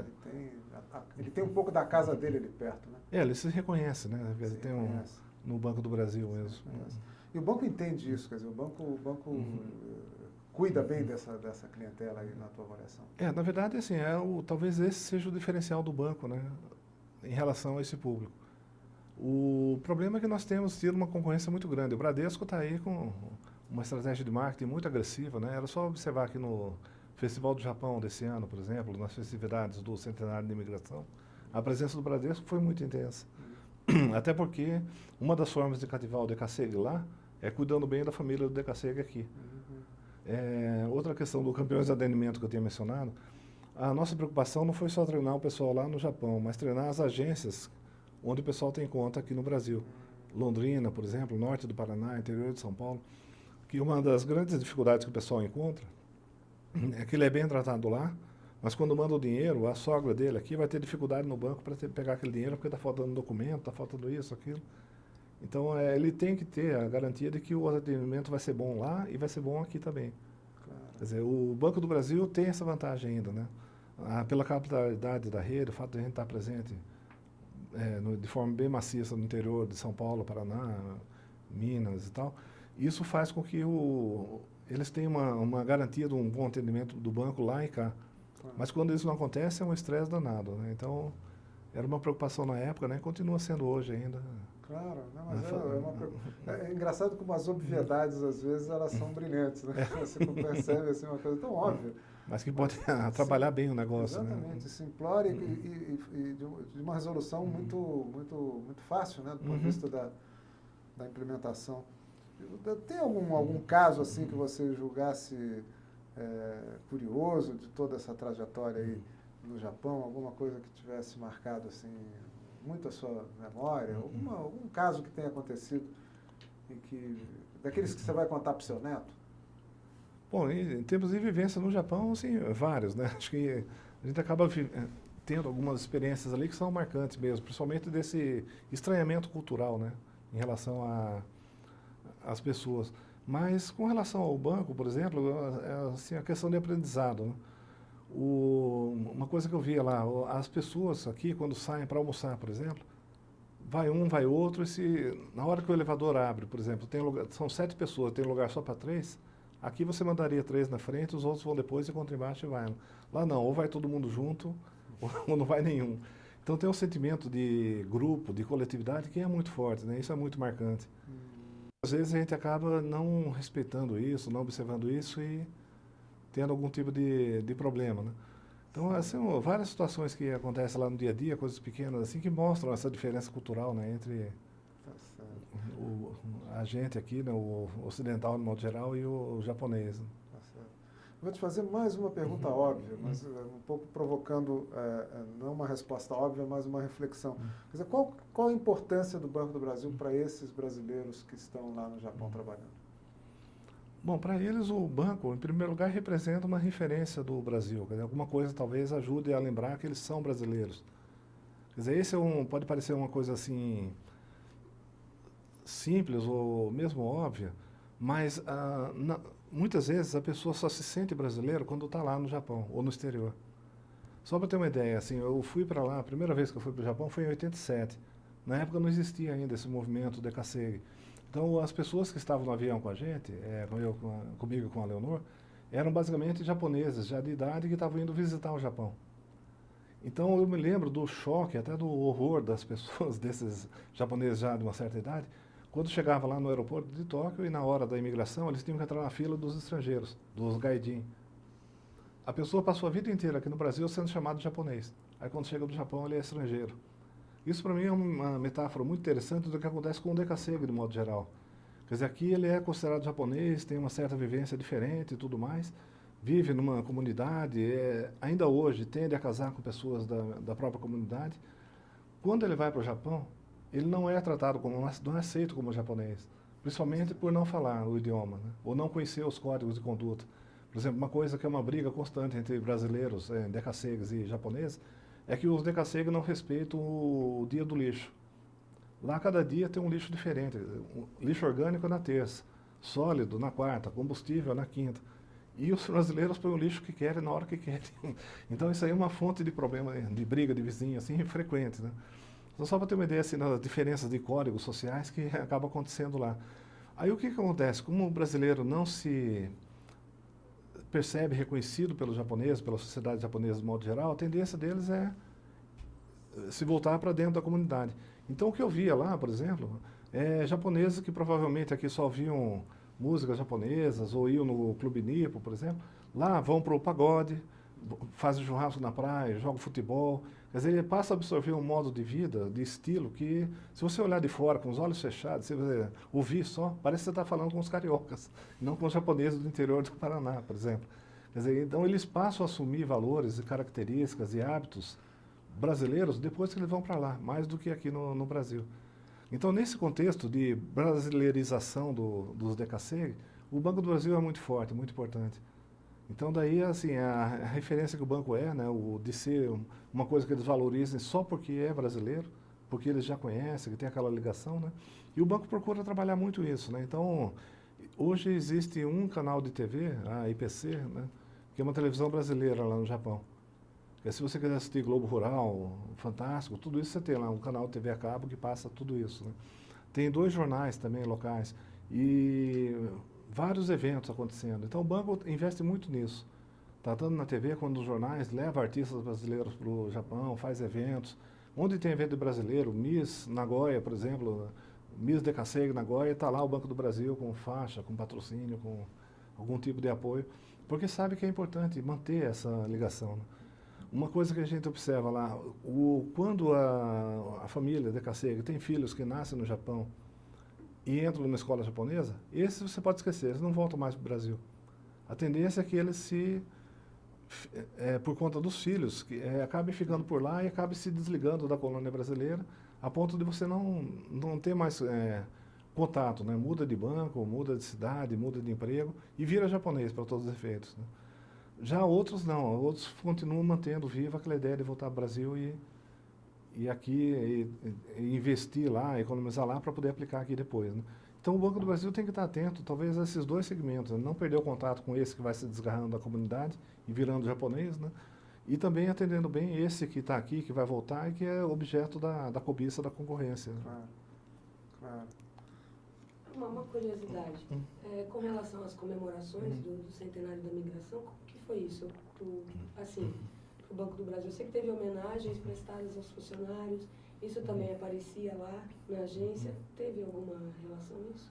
O banco participou de forma bem ativa das comemorações, né? Desde, por exemplo, aquela chama que veio do Porto de Kobe, né, até Santos, que foi basicamente repetindo a viagem do Kasato Maru, né, que trouxe os primeiros imigrantes, mas também patrocinou o Festival do Japão, né, o próprio evento, né, da Semana da Cultura Japonesa do ENB. Quer dizer, o banco teve envolvido, né, em todas as atividades. Além disso, algumas áreas também tiveram ações isoladas, né, dentro desse contexto todo, porque juntou BB 200 anos com o centenário da imigração, então acabou sendo uma oportunidade propícia para vários eventos, né. Eu, por exemplo, na época estava em Ribeirão Preto ainda, aí chegou no meu conhecimento lá que havia em Bauru um funcionário que era o primeiro Nisei que tinha trabalhado no Banco do Brasil. Ele tomou posse em 1933, 34, por aí. Aí o pessoal mandou para mim lá a notícia, né? Aí a gente pensou, não, então vamos organizar um evento lá em Bauru no dia 18 de junho, que é o dia do centenário da imigração. E aí organizamos uma coisa simples, tal, mas que deu bastante destaque na mídia, né? Até que foi bem interessante. A história também é muito interessante, né? Esse senhor, o Luiz Marono, ele tem hoje 84 anos, uma coisa parecida. Ele é Nisei, quer dizer, o pai dele é japonês, né? Mas tinha talvez outros valores, outros objetivos, porque nunca, ao contrário da maioria dos japoneses daquela época, nunca manteve o filho preso dentro daquela redoma da colônia. tanto que ele havia estudado e se formado em contabilidade, o senhor Luiz. Aí ele fez concurso para o Banco do Brasil. E ele relata, né, que o pai perguntou depois, como é que você foi no exame? Bom, pai, se for justo o exame, eu vou passar. Mas eu acho que eles não vão me deixar passar porque eu sou japonês. Nessa época, o Brasil estava em guerra com o Japão. Então, teoricamente, o pai era o inimigo, né, sujeito a controle policial e tudo mais. Então, ele achava que não ia ser aprovado. Que a hora que chegasse lá a fotografia dele, com os olhos puxados, o pessoal ia rejeitar, não ia nem chamar para o banco. Só que quando ele foi registrado, em vez de escrever Maruno, que é o nome dele, escreveram Marono. Aí, pelo nome, ninguém saberia que era japonês, né? E naquela época, lá no Mato Grosso, o pessoal estava desesperado atrás de algum funcionário que fosse contabilista, porque a agência estava uma bagunça, a escrituração toda desorganizada. Aí, de repente, quando viram lá que tinha alguma informação em contabilidade, chamaram ele para tomar posse lá no Mato Grosso. E ele foi lá todo temeroso ainda de que ele fosse ser rejeitado ou discriminado de alguma forma por ser japonês, né? Mas, para surpresa dele, quando ele chegou lá, o pessoal estava esperando um italiano, né? Marono, é um nome desse aqui, né? E de repente aparece um japonês, né? No interior do Mato Grosso, a guerra era uma coisa tão distante que ninguém estava nem aí se ele era japonês, era italiano, alemão, nazista, ou o que fosse. Na verdade, ele virou a grande atração turística da cidade, né? Porque era o único japonês que a maioria das pessoas já tinha visto. Então ficou lá, conseguiu reorganizar a agência, foi promovido para outra agência, acabou voltando para Bauru e passou lá 30 anos ainda no banco, né? Então eu procurei organizar uma cerimônia bem à altura, né? Fiz lá um certificado, o lado de cá escrito em português, o lado de cá escrito em japonês. Eu consegui lá no Banco do Brasil em Tóquio um kimono que o pessoal costuma usar nos eventos, lá um kimono amarelo escrito Banco do Brasil em japonês e tal. Trouxe para ele. O meu maior medo, na verdade, era matar o velhinho de emoção, porque foi tanta homenagem assim, num único momento, né? E ele nem esperava por nada daquilo, tal, mas quando ele soube que ia ter essa homenagem, ele lotou o auditório de aposentados, amigos, né? Imprensa de Bauru, foi bem interessante. E depois, quando chegou a chama aqui em Santos, o pessoal organizou também uma outra homenagem e trouxeram o seu Marono e mais a esposa dele, que também tem os seus 80 e poucos anos, né, de Bauru para Santos, e mais o primeiro gerente do Banco do Brasil no Japão, que hoje está aposentado, mora aqui no interior do Paraná. Então aí foi feita também uma nova homenagem para ele, né? Até ontem o gerente da agência de Bauru me ligou dizendo que ele queria mandar para mim uma revista onde saiu toda a história e tal. Estou aguardando ansiosamente para ver como é que foi. Mas só um exemplo de uma das várias homenagens que foram feitas, né, aproveitando essa coincidência do centenário da imigração com o bicentenário do banco. Claro, e com histórias ótimas, histórias maravilhosas, né? Então, cada uma, né? Acho que o banco é um pouco assim a soma dessas histórias todas, né? Acho que no fim das contas... Exatamente.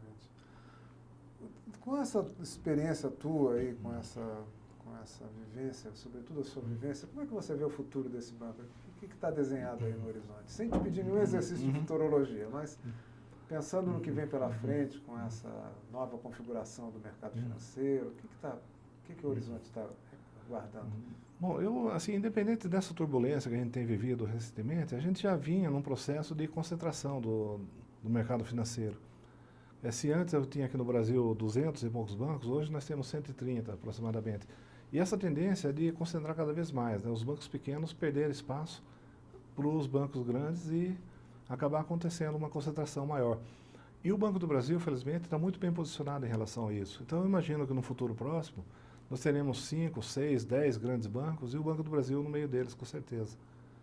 Mas acho que nós temos uma base de conhecimento, uma legitimidade frente à sociedade brasileira. É um banco que carrega o Brasil no nome, né? Isso não é pouca coisa com toda essa nossa história, né?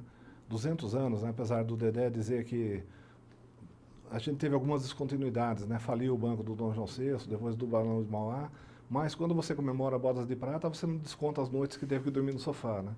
Então, basicamente, são 200 anos já de história que nós temos, e que com certeza cacifam, né, ou legitimam o banco para continuar existindo aí cada vez mais.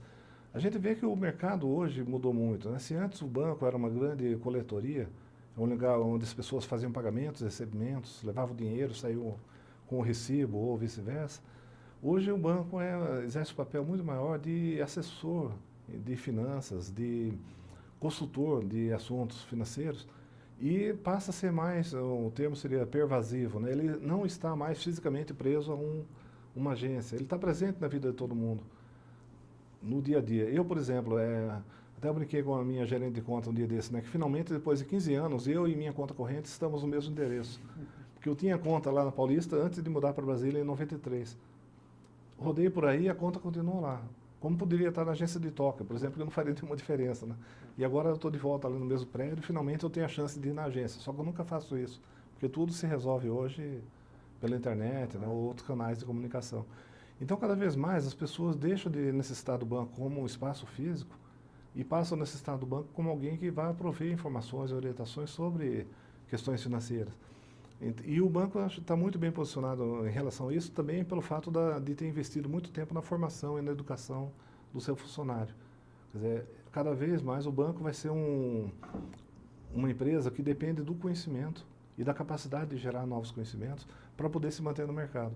E, né, felizmente, a gente está bem posicionado em relação a isso, como estamos em relação à ocupação do espaço, à legitimidade, à presença, aos produtos que dispomos.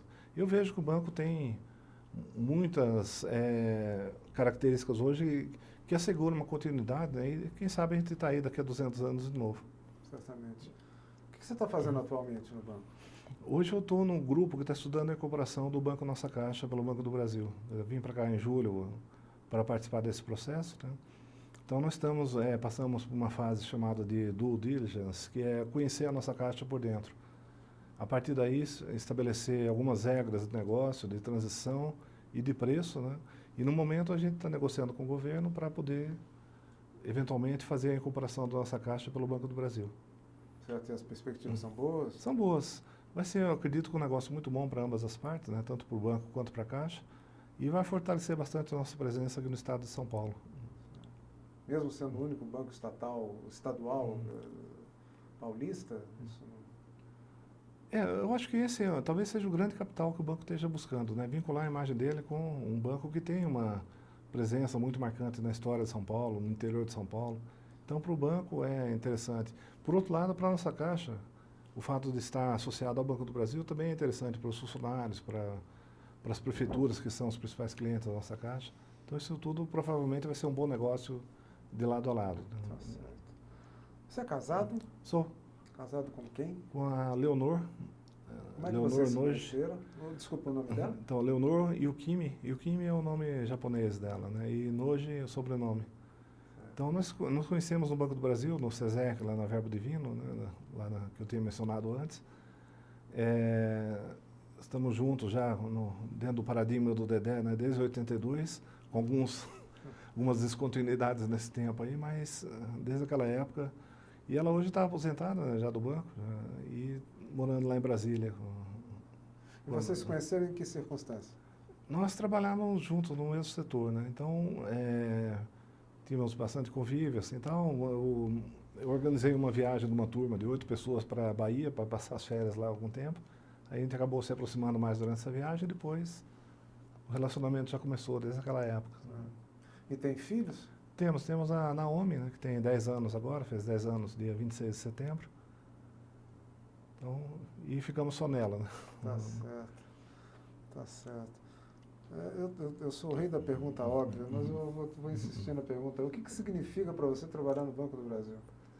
Bom, para mim é mais do que uma questão de histórico, familiar, como possa parecer, né? Na verdade, isso teve, acho que, muito pouca influência, né, na minha decisão de trabalhar no Banco do Brasil. Mas o banco, para mim, foi um espaço de realização profissional muito grande. Me propiciou coisas que eu nunca imaginava serem possíveis lá atrás, quando eu entrei no banco, por exemplo. Nunca tinha imaginado a possibilidade de ir para o Japão ministrar um treinamento, ou de representar o banco em outros eventos no exterior, por exemplo. Já fiz palestra em vários congressos, né, nos Estados Unidos, no Japão mesmo. Então, me propiciou a oportunidade de estar em situações desafiadoras que eu nunca imaginava serem possíveis. E, por outro lado, me permitiu sempre buscar fazer alguma coisa que me dissesse, que me trouxesse satisfação profissional.